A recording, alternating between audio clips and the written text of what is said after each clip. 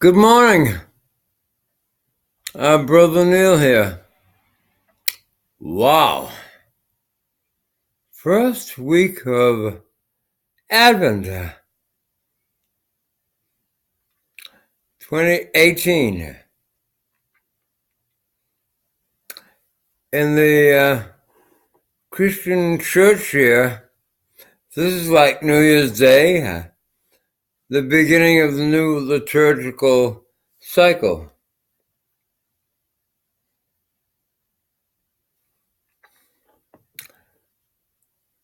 And secular societies, maybe January the 1st. And the old Druid tradition, every around the feast of Samhain. But today, for Christians, the beginning of a new year. And through the past few weeks in gospel readings and liturgies, we're kind of prepared for it, that somber month of November, when we remember those who have gone, those that we love so much. It's somber, it's sad. Then that kind of stops. But there's premonitions of, the end of times.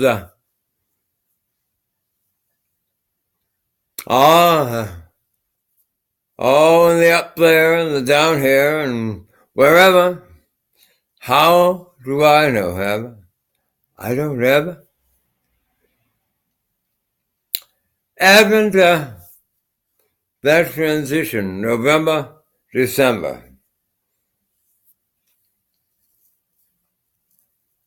Reformation Sunday.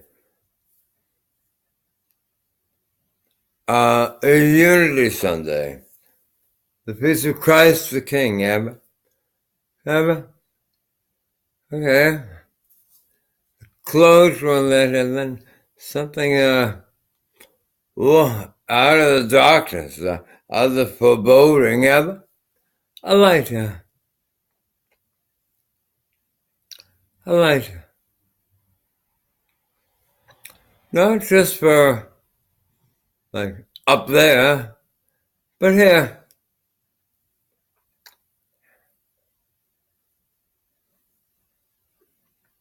I'm a man. I mean, what would I know, Abba? Yeah, I hear terms between a man and a woman, partners, we are pregnant with our first child. Well, sorry, I'm old-fashioned. The couple are expectant. No, the woman is pregnant. Yet, so strange. Advent, we are all pregnant. We are pregnant with hope. And so we must remain pregnant with hope. Pregnant. Why? Because in a few short weeks, symbolically,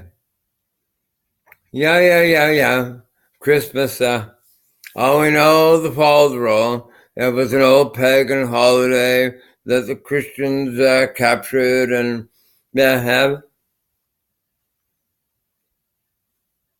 Was Jesus born in December? Born in July? Born on my birthday in April? It really doesn't matter. A couple of things we know for sure. Highly unlikely that there were angels up in the sky singing in English, or Latin. Highly unlikely. that the shepherds got their act together, have?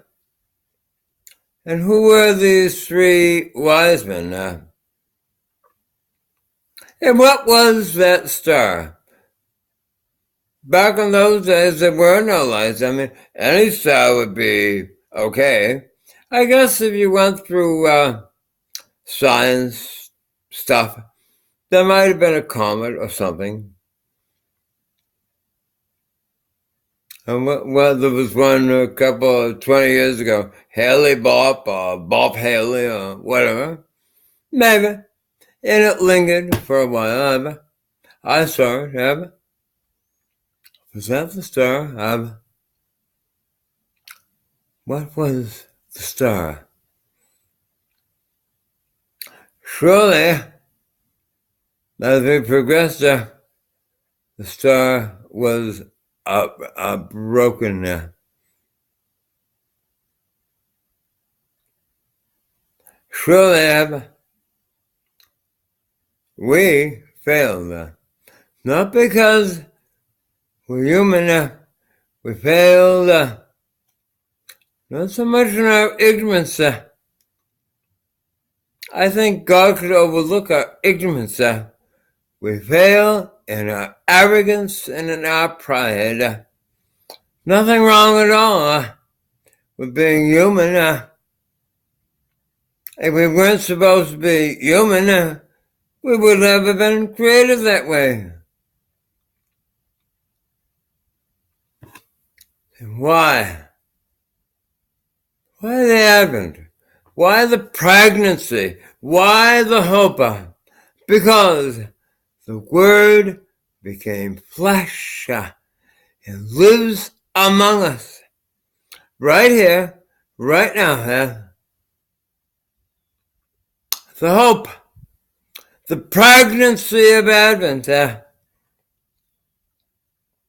If I cannot see Jesus Christ in the eyes of the homeless, the poor, the immigrants on the border of the United States, in Yemen, anywhere.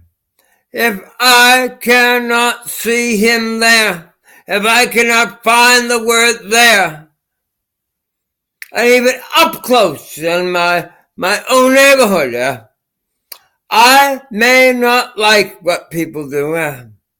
I may hate what people do. I may curse what people do. Their actions, but I cannot curse them. Who am I to judge? Do I walk in their moccasins? Do I walk in their shoes? Have I traveled the road with them? The Word became and is flesh, our flesh. That flesh lives with us now. If I do not respect that, I would have tripped over Jesus Christ on his way to the cross 2,000 years ago. Oh yeah. Crossing the street, they're dragging some Jewish rabbi. Hey, I got work to do, Rabbi. What is this? Romans dragging this young rabbi to be crucified. Crucifixion is a common thing. And Jesus wasn't unique. They probably crucified 20 people a day. I don't know. I wasn't there. Were you there when they crucified my Lord? I wasn't. What do I know? Something happened. As Paul reminds us, if you do not rise from the dead, our faith is in vain. If he rose from the dead, it's a life changer. He couldn't die unless he was born first. There is our hope. There's an Advent. Stay pregnant with hope. Stay pregnant with hope.